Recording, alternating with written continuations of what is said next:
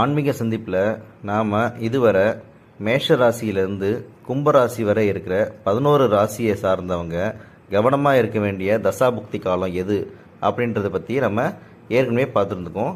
அந்த வீடியோ இதுவரை யாராவது வாட்ச் பண்ணோன்னா நம்ம பிளேலிஸ்ட்டில் லிங்க் கொடுத்துருக்கேன், அதில் நீங்கள் செக் பண்ணிக்கோங்க. இப்போ நம்ம இறுதியாக 12வது ராசியான மீனராசியினர் கவனமாக இருக்க வேண்டிய தசாபுக்தி எது எது அப்படின்றதான் பார்க்க போகிறோம். மீனராசியில் மொத்தம் 3 நட்சத்திரம் இருக்குது. என்னென்ன அப்படின்னு பார்த்தீங்கன்னா பூரட்டாதி, உத்திரட்டாதி, ரேவதி. இந்த 3 நட்சத்திரத்தினர் கவனமாக இருக்க வேண்டிய தசாபுக்தி எது அப்படின்றத நம்ம இந்த வீடியோவில் பார்க்க போகிறோம். சரிங்களா? முதல்ல பூரட்டாதி நட்சத்திரம். பூரட்டாதி நட்சத்திரம் ஏற்கனவே கும்பராசியில் பார்த்துருக்கோம், மறுபடியும் நம்ம பார்ப்போம். பூரட்டாதி நட்சத்திரம் சூரிய கர்மாவை சேர்ந்தது. இந்த பூரட்டாதி நட்சத்திரத்தில் பிறந்தவங்க கவனமாக இருக்க வேண்டிய தசாபுக்தி எது அப்படின்னு பார்த்தீங்கன்னா கேது தசாபுக்தி. அதாவது நம்ம ஜாதகத்தில் எல்லா தசையும் வரும், அதில் கேது தசை 7 வருஷம்.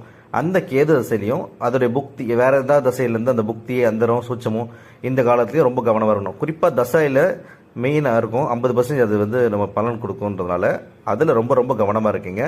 அந்த பீரியடில் நீங்கள் உங்களுக்கு டவுன் இருக்கலாம். ஸோ அதனால் அந்த டைமில் நீங்கள் ஜாக்கிரதையாக கால் வச்சிங்கன்னா உங்களுக்கு லைஃப்பில் எந்த பிரச்சனையும் வராது.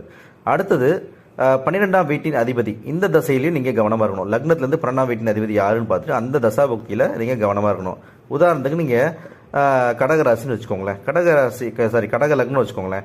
கடக லக்னத்துக்கு 12ஆம் வீட்டின் அதிபதி யார்? மிதுனம், அதாவது புதன். ஸோ புதன் தசை புத்தியில் நீங்கள் கவனமாக இருக்கணும்னு அர்த்தம். ஸோ கேது தசை அண்ட் புதன் தசையில் கவனமாக இருக்கணும். கடக லக்னத்துக்காரங்க மீன ராசியில் பூரட்டாதி நட்சத்திரத்தில் பிறந்தவங்க. சரிங்களா? அதே போல் அடுத்தது உத்திரட்டாதி நட்சத்திரம். உத்திரட்டாதி நட்சத்திரம் சந்திர கர்மாவை சேர்ந்ததா? அப்போது சந்திர கர்மாவை சேர்ந்தவங்க உத்திரட்டாதி நட்சத்திரத்தில் பிறந்தவங்க எந்தெந்த தசாபுக்தியில் ரொம்ப கவனமாக இருக்கணும்னு பார்த்தீங்கன்னா சுக்கிர தசையிலையும் ராகு தசையிலையும். சுக்கிரதசை, ராகு புத்தி எது தசாபுக்தி காம்பினேஷனில் எது வேணால் நீங்கள் எடுத்துக்கோங்க.